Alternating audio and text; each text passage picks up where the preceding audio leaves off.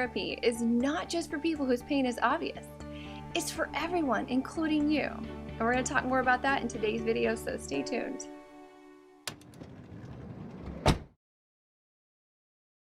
If you're new to the channel or haven't yet joined this awesome community all about emotional and financial well-being, do that now before we get started. Just click the little red subscribe button and the bell beside it to be notified every time a new video is released. Before we can do anything else, we've got to talk about that word trauma like we do in lots of videos because it tends to throw people off.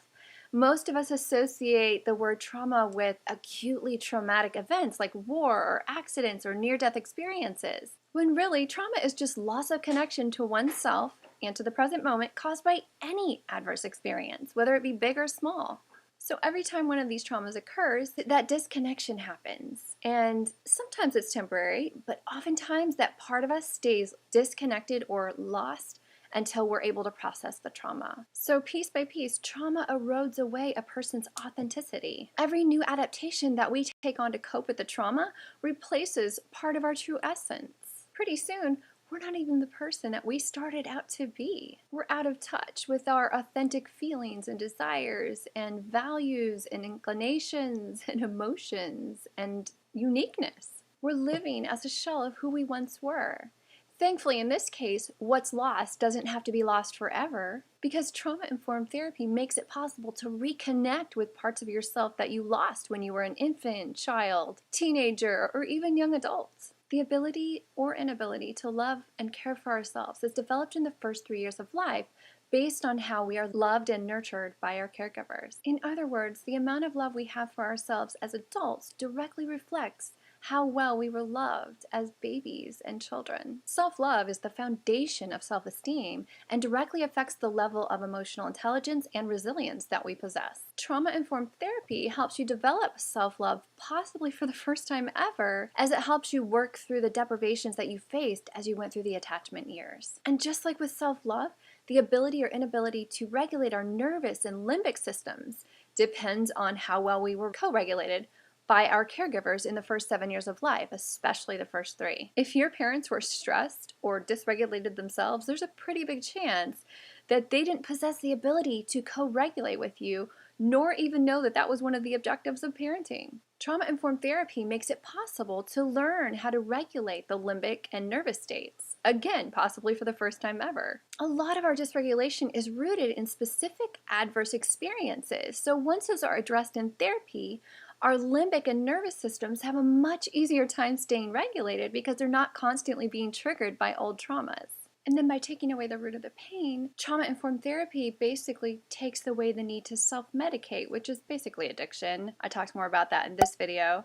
And people self-medicate so many different ways. They use entertainment, relationships, love, sex, money, workaholism, shopping, busyness, entertainment, porn, nicotine, pharmaceutical drugs, illicit drugs. The list is endless, but you get the idea. But trauma-informed therapy comes in, gets to the root of the pain, takes it away so that self-medication is no longer necessary. Trauma-informed therapy also makes it possible to be a better parent, spouse, coworker, friend by working to dissolve a lot of the adaptations that we formed in childhood that lead to so many relational problems. There's an enormous checklist of maladaptations, and I'll link to it in the description at the end of the video, but a few examples are perfectionism, people-pleasing, procrastination, depression, defensiveness, etc. Again, maladaptations were most often formed in childhood and have temporarily displaced your authentic nature.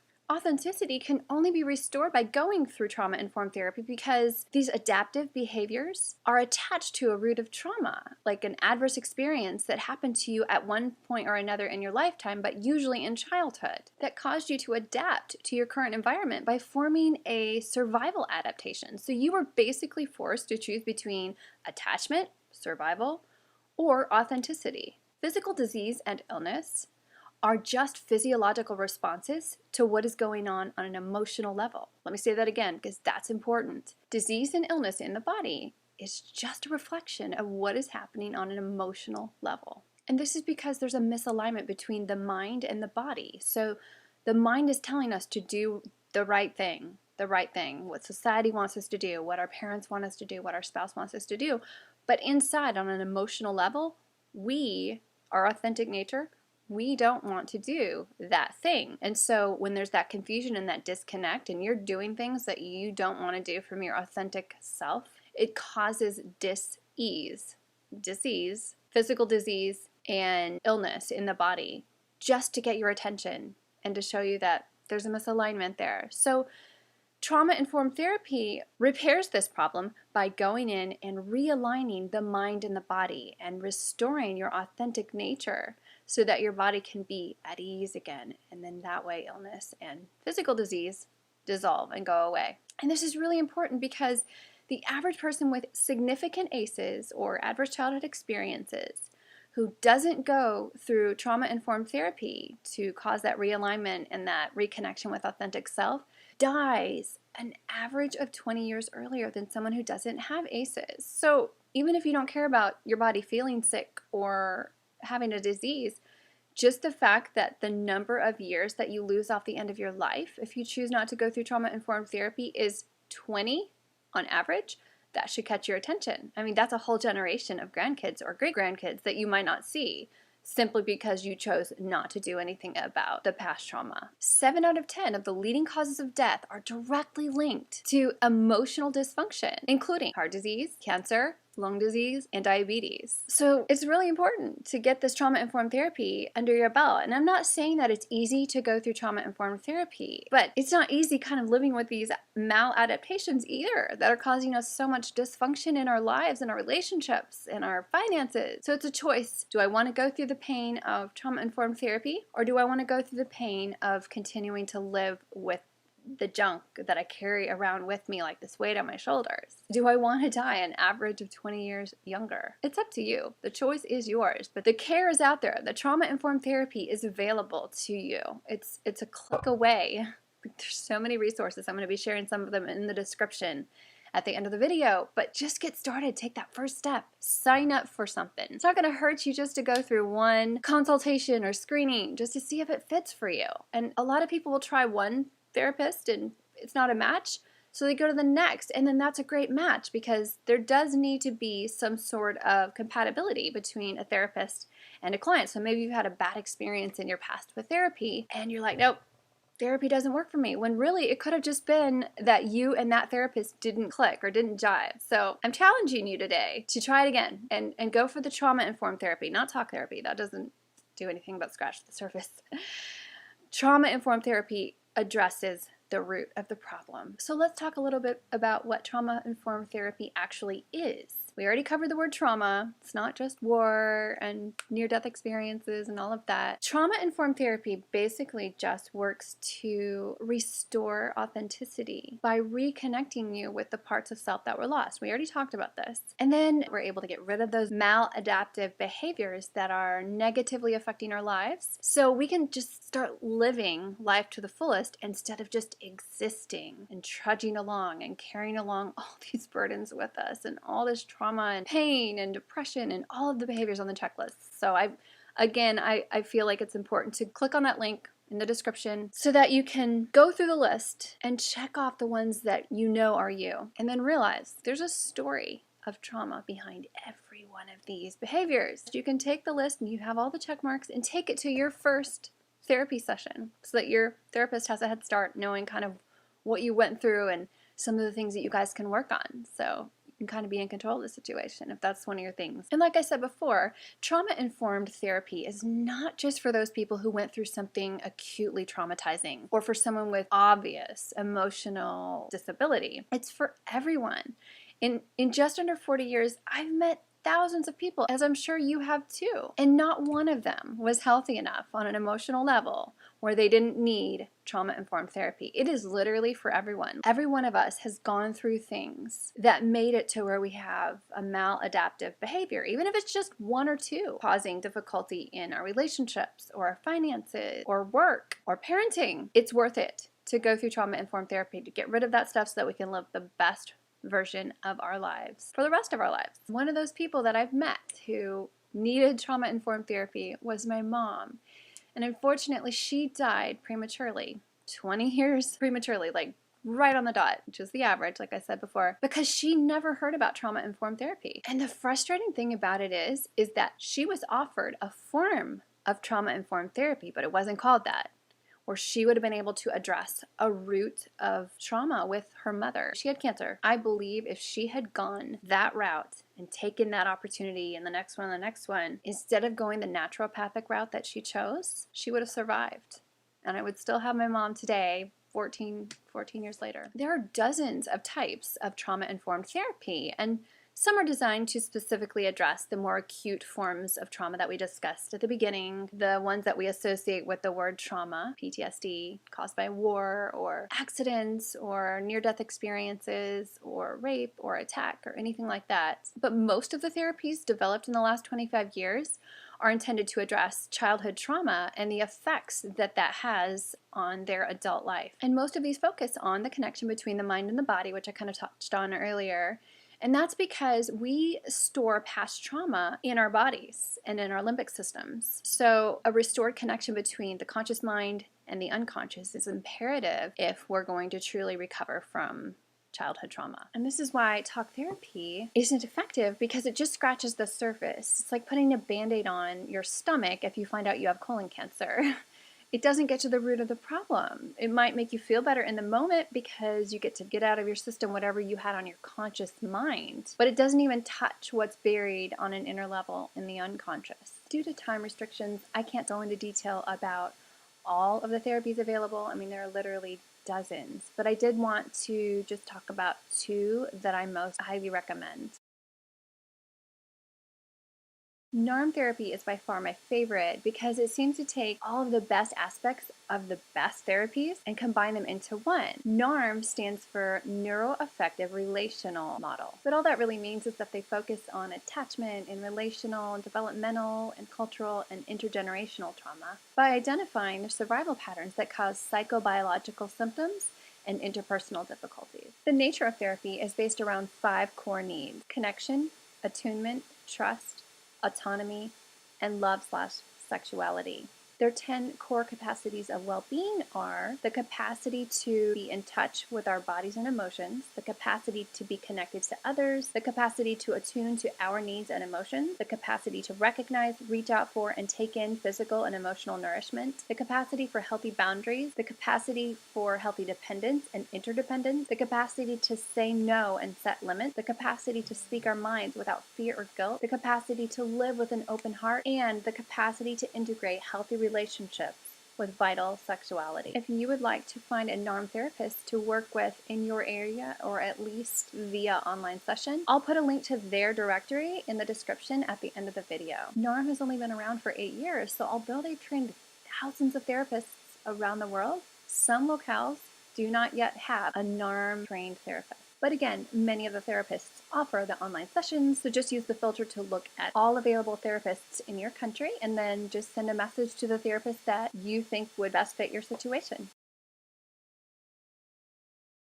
Somatic experiencing is a body-oriented approach to the healing of trauma and other stress disorders. Sessions involve the introduction of a small amount of traumatic material, past traumatic memory, and the observation of the client's physical reaction to that material, like a shift in posture or shallow breathing. The therapist will also frequently check in with the client through a session to record and assess some of the somatic experiences that may be imperceptible to the therapist.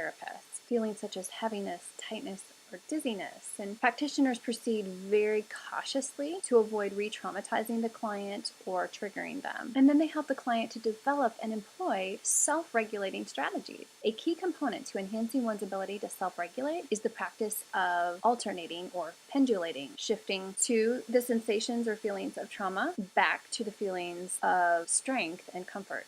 A therapist then helps the client locate places of safety, whether that be a place in the body that doesn't have trauma or a safe place in the mind to retreat to. Experiencing the sensations related to the traumatic event in a safe way allows the client to fully process the trauma, and that's the key to somatic experiencing. Interestingly, it was developed after observing that prey animals whose lives are routinely endangered in the wild are able to readily recover by physically releasing the stress that they accumulate during the stressful event.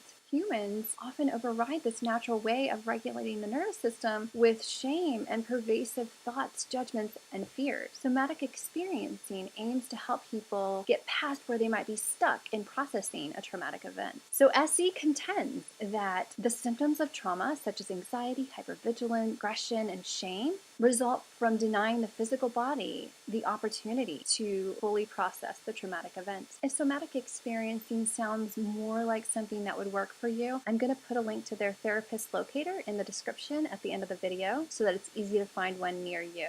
Hopefully you found the information that we discussed today useful, and if you did, please consider giving the video a like or leaving a comment so that helps others find it. And also feel free to ask questions there if I left something hanging or didn't fully explain something. I'd also love to connect with you on social media, so feel free to look me up on Facebook. My page is named Leah Theobald. You can either message me or leave a comment there. And I'm going to put a link in the description to make it easier to find. Thanks for sticking with me today. I'll see you in the next video. Bye!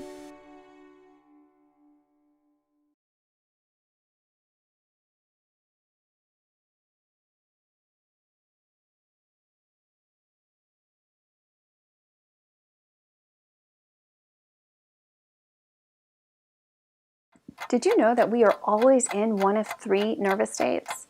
The dorsal vagal, the sympathetic, or the ventral vagal? And we just cycle through these as life happens to and around us, taking in cues from the environment. Ideally, you want to be in ventral most of the time, unless you need to ward off danger, or catch a train, or make it to a doctor's appointment on time. By staying mostly in a ventral state, we're able to live life to its fullest capacity. We're creative and generative and social and healthy and happy. Unfortunately, some people can get stuck in the yellow or the red state, which is the sympathetic or the dorsal, which can be really dangerous or even life-threatening. So in this video, we're going to talk about how to get into that ventral state and stay there, only using the other two when you need them. Stay tuned. If you're new to the channel or you haven't yet had a chance to join this awesome community all about emotional and financial well-being, make sure and do that now before we get started. Just click the little red subscribe button and then the bell after to make sure you're notified every time we release a new video. Before I tell you how to stay mostly in the ventral state, let's talk about how this all works. The autonomic nervous system is made up of two parts, the sympathetic and the parasympathetic. The sympathetic nervous system is our body's mobilization system, preparing us for fight or flight. The parasympathetic is made up of two parts, dorsal vagal and ventral vagal. Dorsal vagal is our body's shutdown or freeze response. Ventral vagal is our body's social engagement system, allowing for connection, co-regulation, and a way to get out of shutdown or freeze. A healthy nervous system has three components: flexibility, range, and versatility. When we're able to harness the nervous system, it aids in recovery and an overall sense of well-being. So let's talk a little bit more about our ideal state, ventral vagal. The ventral or front side of the vagus nerve responds to cues of safety from our environment or interactions. This system is activated by feelings of safety and connection. Social engagement allows us to feel anchored and is only facilitated by the ventral vagal system. In this space, we can feel calm, safe, co-regulated, and engaged. So what are some examples of safety cues? When interacting with another person, most of our safety cues come from their face or upper torso. This is because the ventral vagal nerve is connected to the muscles of the face and upper torso. A warm smile, welcoming hand gestures or safe touch, facial expressions, spontaneity in the upper part of the face, eyes lit up with warmth and vitality. Perhaps most important is the tone of their voice, because our middle ear attunes to the human voice and is very sensitive to intonations. When a person has a soothing voice, it sends a message to our nervous system that we're safe. We also have safety cues that can come from within. A happy thought, an exciting idea, a warm memory, or a funny thought that puts a smile on your face and makes you light up from the inside, giving you hope and vitality. And then safety cues can come from our environment as well. A familiar song, or smell, or location, or animal, or landscape. Granted, those things could be cues of danger as well, but the ones that bring you into a state of happiness and aliveness and excitement, etc., those are the cues of safety that put you in that ventral vagal state and allow you to live life to the maximum capacity. This is when we have our greatest experiences, best relationships, most productive work, brightest ideas, and best health. The more often we're able to remain in this state, the better life can be. The more goals can be accomplished, and the more dreams can come true. So then, what about danger cues? When we're interacting with another person, their eyes and tone of voice and facial expressions and body language can let us know that we're not safe. And just like with safety cues, we can receive danger cues from the inside. Negative thoughts, premonitions, fears, critical thoughts toward ourselves, bad memories. And like we said before, the danger cues from the environment can also be smells, sounds, locations, and animals or landscapes. Anything that makes you feel unsafe is a danger cue. And there are other examples of danger cues, but those were just the most common. So danger cues activate the sympathetic nervous system, often in the background where we don't even realize it's happening. The first thing you noticed might be a tightening in the chest or stomach, or stiffening shoulder muscles or back muscles, or this urge to resist or get away. When we go into a sympathetic state, our body releases stress hormones that remain there for 18 minutes. Even if the danger cue was a false alarm, like seeing a stick and thinking it was a snake. Once the danger is passed and we're able to seek out cues of safety, then we're able to transition back into the social engagement system, or ventral vagal. But what happens when the danger doesn't pass and we feel overwhelmed or hopeless or unable to flee or fight? This is when the body goes into dorsal vagal, which is shut down or freeze. Its function is to protect you and keep you invisible until the danger passes. When the dorsal vagal system is activated, you may feel numb or dizzy or disconnected or listless. And you may experience difficulty with word recall or speech impediments like stammering.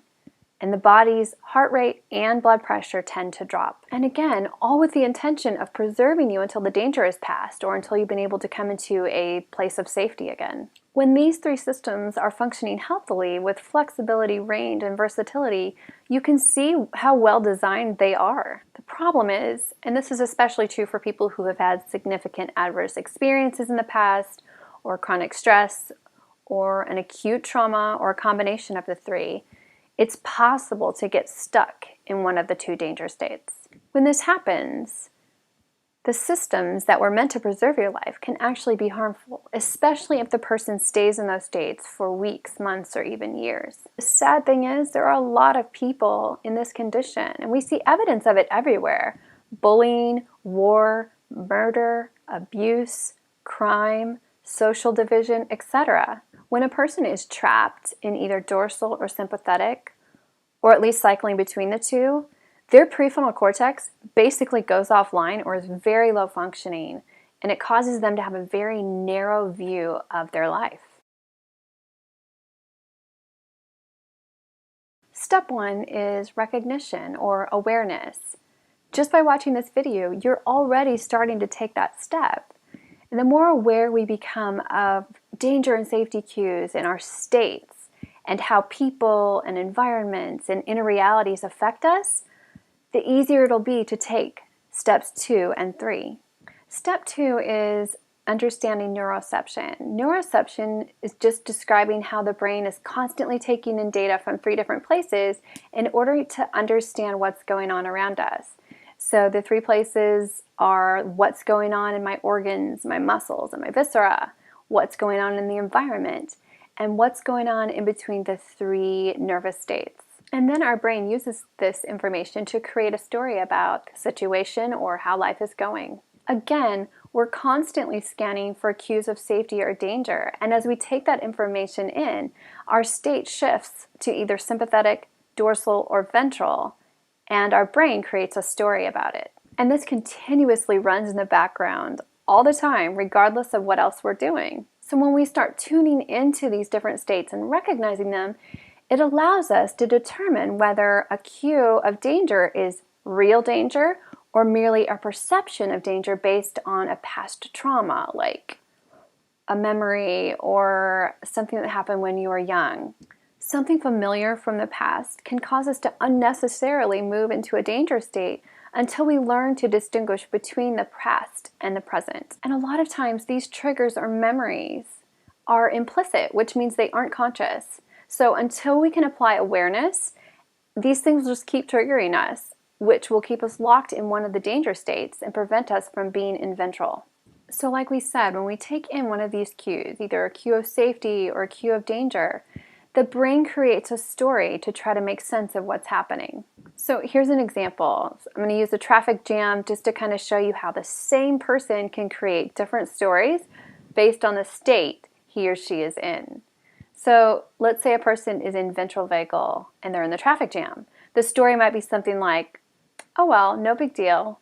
Everything's going to work out fine. I'll get there when I get there. This isn't going to affect me negatively. Someone who reacts to a traffic jam by going into the sympathetic state is going to be more like raging and frustrated and anxious and angry and revving up the engine and speeding in and around cars or slamming on the brakes in frustration, because this person perceives that the traffic jam is holding them back from what they're trying to accomplish. Their story is going to be something like, this is the most annoying thing ever. I'm so angry. Life is just out to get me. If I don't get to work on time, I'm going to freak out. And then someone in dorsal might react like with this feeling of the world's about to end or hopelessness, like, oh well, I guess nothing's going to work out. I'm not going to get there on time. Probably going to get fired and lose my income, and everything's just going to go wrong. As we learn to tune into these stories, it will give us clues to the state of mind we're in.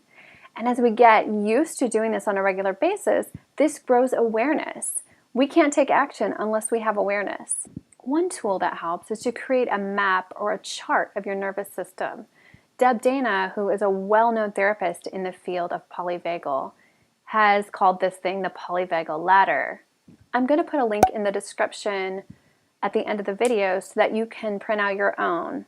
All you have to do is click the link and then print out page 1. And I also am including a list of traits and feelings so that you can identify some of the feelings and traits that you have and organize them on your chart. Step 3 is self-regulation or co-regulation. And regulation just simply means being brought back to emotional homeostasis.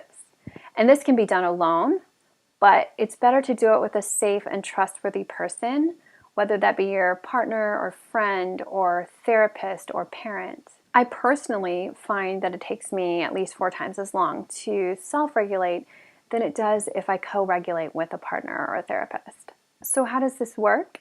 Well, regulation is all about finding safety again, because remember, safety is the only way to be in ventral. This might be talking through the problem and having our co-regulator validate, mirror, and empathize with us. Or it might mean listening to uplifting music, or going to a safe location, even a different room, or snuggling with a pet or a partner, because safe touch is a powerful tool of regulation. If an experience is especially overwhelming or you feel stuck in a state, it's important to work with a trauma-informed therapist so that he or she can help bring you out of that state. Also, preferably a therapist who is polyvagal informed. And you can bring the chart that you print out with all of the states organized, because then this will help you and your therapist move past the introduction stage faster and get really into the meat of why you're there. The more we can learn to live out of a ventral state, the more that we can live life to its fullest and reach our maximum capacity. So hopefully you found this information useful. If you have any questions or you feel like I left something hanging, please let me know in the comments. I try to get to as many comments as I possibly can. I also love to connect with you on social media. My page is named Leah Theobald. It's easy to find, but I put the link in the description to help out with that. And also in the description, I put a list of resources so that if you want to get started on recovery today, you can. The sooner we get past the past, the sooner we can live life to the fullest. Also on my page, while you're there, make sure to sign up for the weekly giveaway. And next week, we're going to be talking about how adverse childhood experiences affect marriage. and what to do about it. So make sure you're subscribed and your notifications are turned on so that you don't miss it. Thanks for watching. See you next time. Bye.